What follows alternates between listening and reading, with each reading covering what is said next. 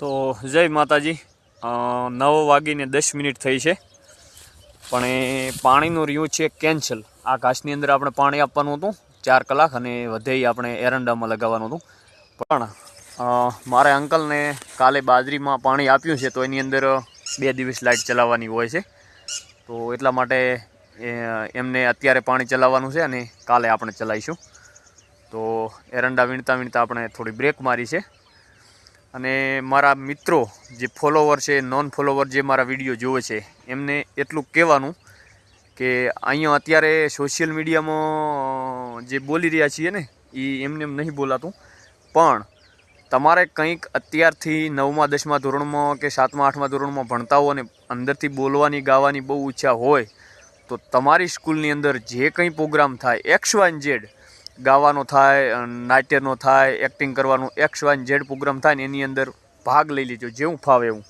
કારણ કે 1-2 વખત તમને સ્ટેજ ઉપર જતા થોડો ડર લાગશે, બાકી જો 1 વખત ના ગયા, 2 વખત ના ગયા, તો પછી તમે કોલેજ સુધી ક્યાંય પ્રોગ્રામમાં ભાગ લઈ નહીં શકવાના, અને તમારી જે અંદરની શક્તિઓ છે ને બહાર નહીં આવે। કારણ કે મેં ખુદે અનુભવ્યું છે।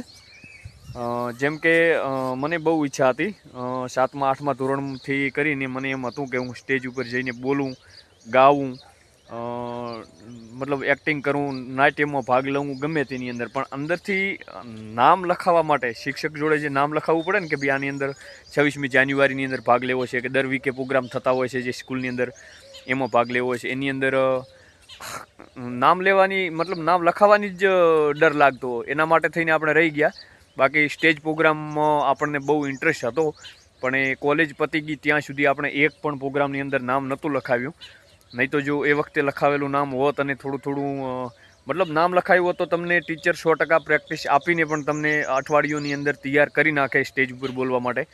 પણ આપણે નામ જ ના લખાવ્યું, તો એનો હવે પછતાવો થાય છે।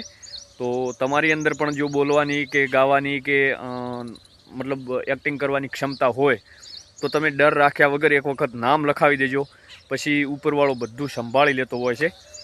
તો અવનવા વ્લોગ અને માહિતી મતલબ મારા અનુભવો હું તમને શેર કરીશ। અને આજથી આપણે નક્કી કર્યું છે કે કોઈ શરમ વગર કોઈને ખોટું ના લાગે અને કોઈને અપશબ્દો ના બોલીએ, એવી રીતના આપણે ખેતીવાડીના અને પર્સનલ ડેરી ફાર્મના અને આવા બ્લોગ મૂકતા રહીશું। તો જોતા રહેજો, અને ખાસ કરીને ફોલો કરજો, શેર કરજો અને કોમેન્ટ કરજો।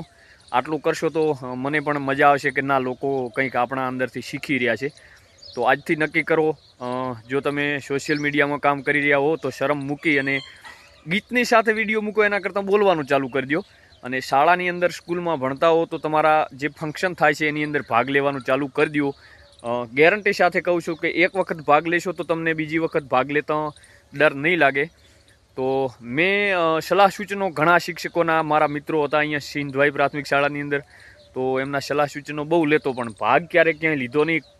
કોઈ દિવસ આપણે સ્ટેજ ઉપર બોલવા પણ ગયા નથી। તો એ બધું અંદર તમારી પ્રતિભા દબાઈ જાય છે, પછી તમને થોડી ઉંમર ગયા પછી તમને બહુ વધારે સંકોચ થવા માંડે છે।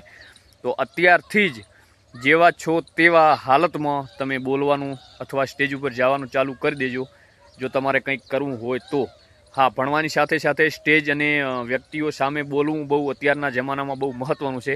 તો હિંમત કરી અને નામ લખાવી અને સ્ટેજ ઉપર જાતા શીખો। જય માતાજી, હર હર મહાદેવ।